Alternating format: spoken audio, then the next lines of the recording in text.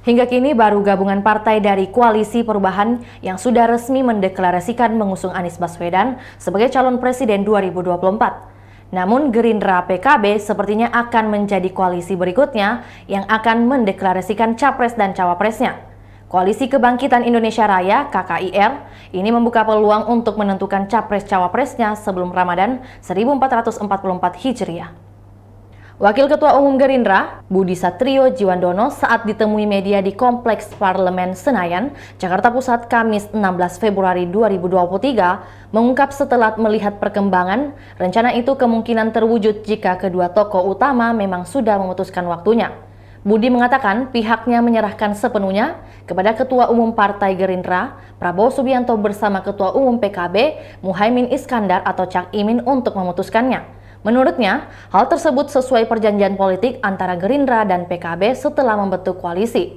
Wakil Ketua Komisi 4 DPR Republik Indonesia ini juga menuturkan jika sejauh ini Cak Imin merupakan cawapres terkuat mendampingi Prabowo. Budi memastikan pihaknya akan menganalisa dan menghitung secara matang terkait calon pendamping Prabowo di 2024.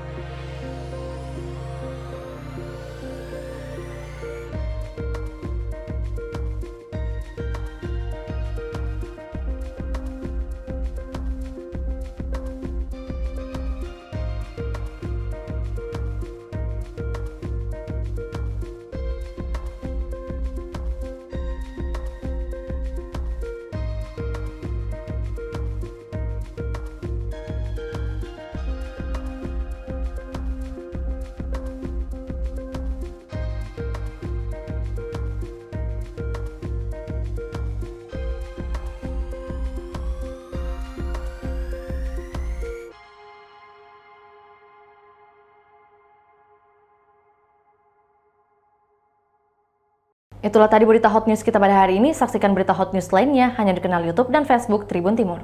Terima kasih sudah nonton. Jangan lupa like, subscribe, dan share ya.